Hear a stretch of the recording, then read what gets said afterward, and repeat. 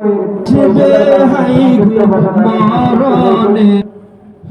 হাজিরিন, অনেক ওলামায়ে কেরাম উপস্থিত হয়েছেন।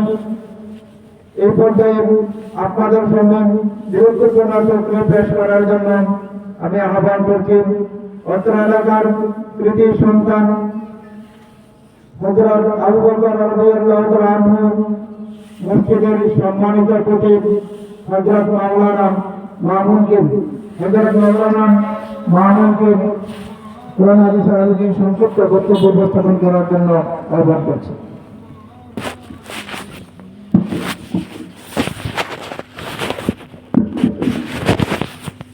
আসসালামু আলাইকুম ওয়া রাহমাতুল্লাহি ওয়া বারাকাতুহু। ইন্নাল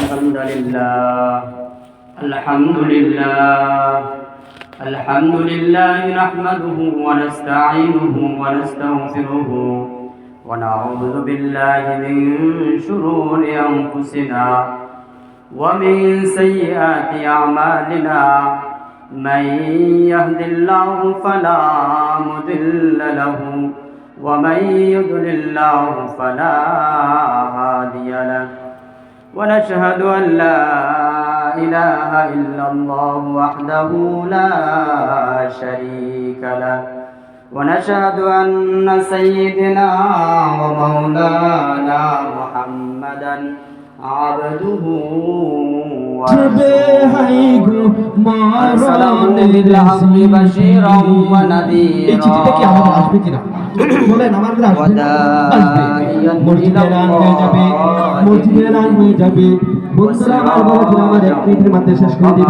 অনেক উলামায়ে কেরামগণ আসছেন। আমি শুধু আপনাদের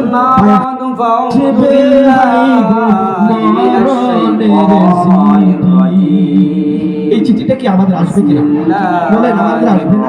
আসবে। মসজিদে এলান হয়ে যাবে, মসজিদে এলান হয়ে যাবে। বন্ধুরা আমার বলেছেন আমার এক মিনিটের মধ্যে শেষ করে দেব। অনেক উলামায়ে কেরামগণ আসছেন। আমি শুধু আপনাদের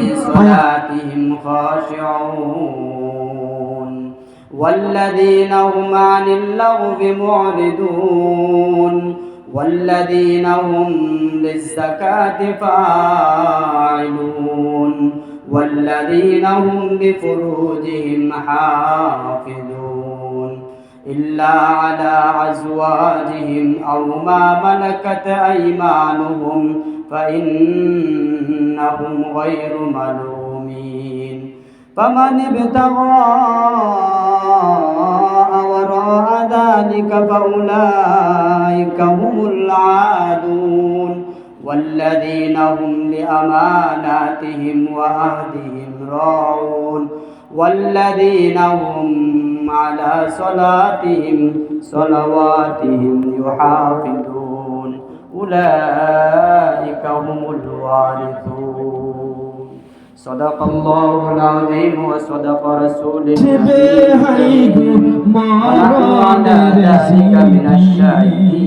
এই চিঠিটা কি আমাদের আসবে কিনা বলেন? আমাদের আসবে না?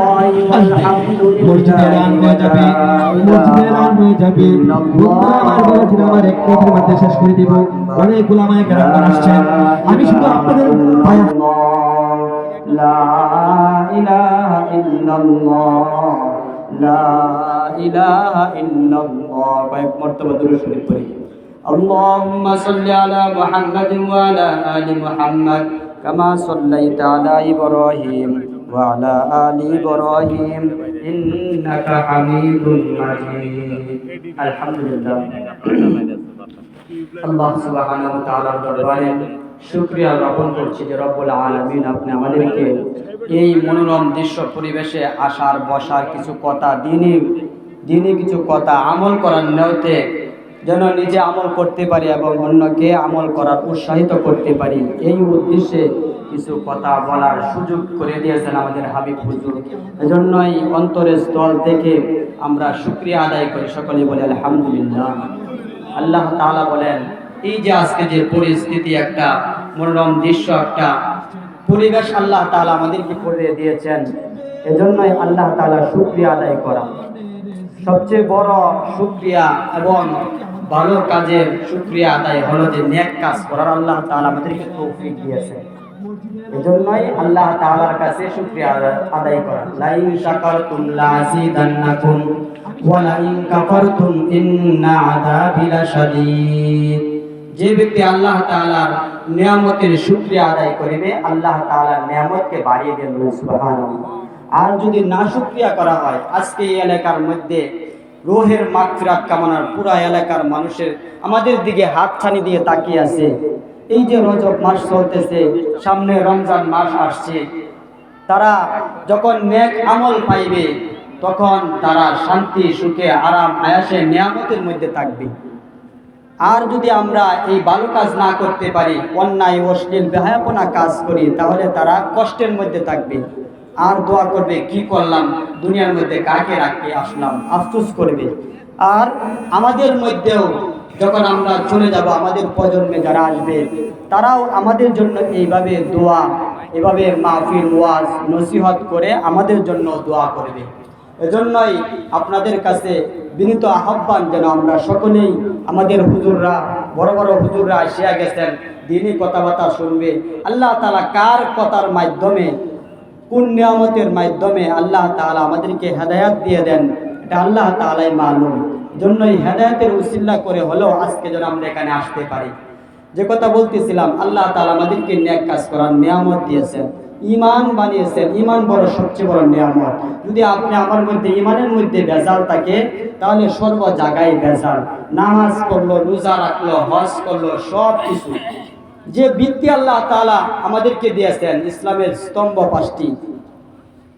عن عمر بن الخطاب رضي الله تعالى عنه قال قال رسول الله صلى الله عليه وسلم بني الإسلام على 5 شهادة أن لا إله إلا الله وأن محمدا عبده ورسوله وإقام الصلاة وإيتاء الزكاة وصوم رمضان والحج البيت من استطاع إليه سبيلا متفق عليه।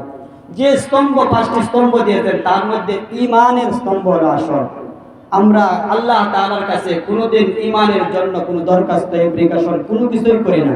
আল্লাহ তাআলা মায়া করে, মহব্বত করে, ভালোবেসে, নিজের আদরের চাদরে ঢেকে আল্লাহ তাআলা আমাদেরকে মুসলমানের ঘরে জন্ম দিয়েছেন। মুসলমান নামের শেষ নবীর উম্মত হিসাবে আল্লাহ তাআলা বড় দৌলত দিয়েছেন। এজন্যই কোনো কিছু দুনিয়াতে আমাদের স্মরণ রাখা দরকার।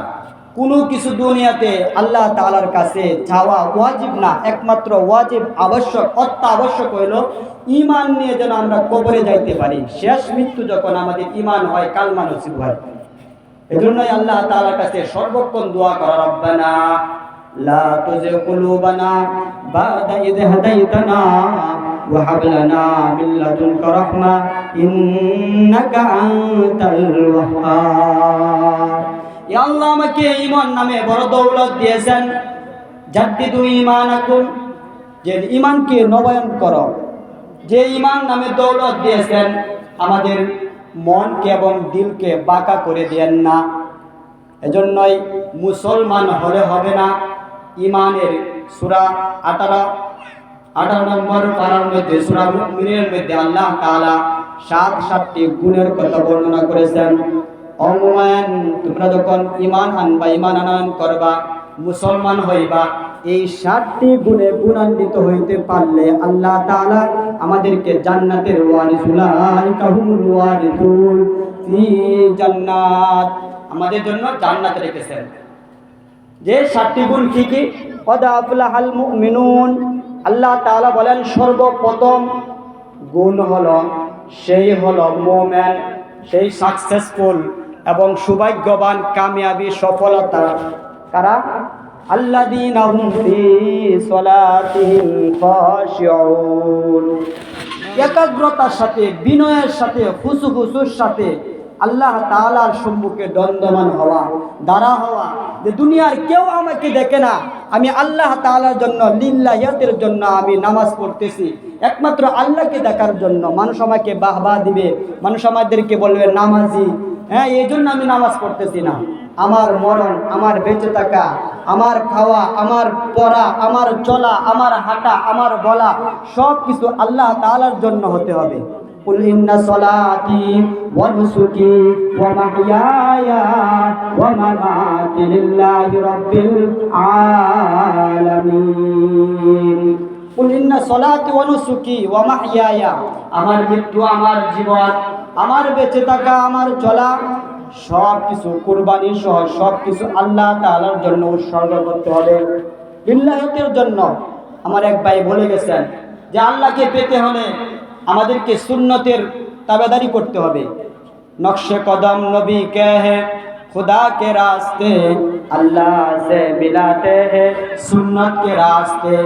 আল্লাহর হুকুম, নবীর তরিকা, নবীর মত যদি আমরা অনুকরণ করতে পারি তাহলে সত্যিকার আমরা মুমিন হতে পারবো। এই সূরা মুমিনের মধ্যে আল্লাহ তাআলা বলেন খুশুর সাথে যে ঈমান আনয়ন করবে এবং নামাজ আদায় করবে আল্লাহকে ভয় করিয়া, যে আমি এই ওয়াক্ত নামাজ পড়তেছি, মাগরিবের নামাজটা পড়তেছি, ইয়াশারের নামাজটাকে আমি পড়তে পারি কিনা, আমার শেষ নামাজ হইতে পারে। এজন্যই আল্লাহকে রাজি খুশি করিয়া যেন আমি নামাজের মধ্যে দৃষ্টি সহকারে নামাজ পড়তে পারি। এই গুণ যার মধ্যে আসবে সেই মুমিন। আর যদি তাড়াহুড়া করে দোকানে চাকরি বাকরি, এভাবে অন্য কাজের মধ্যে যদি আমার মন চলে যায় তাহলে নামাজ আদায় হবে না। এজন্যই 2 নম্বর মুমিনের গুণ আল্লাহ তাআলা বলে দিয়েছেন ওয়াল্লাযীনা হুম আনিল লাগবি মুরিদুন। যে মানুষ আল্লাহ তাআলার হুকুম নবীর তরিকা মতো চলবে, অন্যদিকে কোনো কিছুই তাকে ফিরাইতে পারবে না। অশ্লীল বেহায়াপনা, অনর্থক কাজ। আমরা স্টলের মধ্যে বসে রয়েছি, এই যে আজকে একটা পরিবেশ, আমরা ইচ্ছা করলে আমরা এখানে আসতে পারি। ছোট মাজলিস হোক, মানুষ কম হোক, তারপরও হাদিসের মধ্যে আসছে খাফাতুহুমুল মালায়েকা ওয়া গাশিয়াতুহুমুর রাহমা ওয়া নাযালাত আলাইহিমুস সাকিনা। আল্লাহ তাআলা আমাদেরকে চতুর্দিক দিয়ে হাজার হাজার লক্ষ লক্ষ ফেরেশতা দিয়ে বেষ্টন করে আছেন, বলেন না সুবহানাল্লাহ। এমনকি একের উপরে এক, এভাবে আসমান পর্যন্ত টেক লেগে গেছে। এজন্যই এই মাজলিসের মধ্যে বড়টা স্টলে গড়ে কথা থেকে আমরা গড়ে কথাবার্তা থেকে আমরা যদি এই জায়গার মধ্যে আমরা আসতে পারি, দেখবেন আমাদের জন্য আজকে সুবর্ণ সুযোগ মনে করিয়া যেন আমরা এই মাজলিসের মধ্যে আসতে পারি, কিছু কথাবার্তা শুনতে পারি। এজন্যই অযথা কাজ থেকে যে কোনো ব্যাপারে যদি কথা আমার 5টা করা লাগে, এখানে 2টা কথা বলবো। কাজ আমার প্রয়োজন, অনর্থক কথা, বাজারে যাইতেছি বা অন্য কিছু করতেছি, অযথা সময় নষ্ট না করে ইন্নাল মুবাযযিরিনা কানু ইখওয়ানা শায়াতিন, যে অপচয় করে, অপব্যয়কারী, প্রয়োজন নাই, হাজত নাই, তারপরেও এমনি এমনি সময় নষ্ট করতেছে, টাকা পয়সা নষ্ট করতেছে, সে শয়তানের ভাই হইতেছে। ইন্নাল মুবাযযিরিনা কানু ইখওয়ানা শায়াতিন। 3 নম্বর, আমরা অযথা থেকে আমরা যেন বাঁচতে পারি। 2 নম্বর গুণ। 3 নম্বর গুণ হলো আল্লাহ তাআলার ওই যাকাত, যে টাকা পয়সা ধন সম্পদ আল্লাহ তাআলা দিয়েছেন, তার থেকে এই যে প্রতিষ্ঠান করছেন, একটা ব্যবস্থা করে দিয়েছেন, নিজে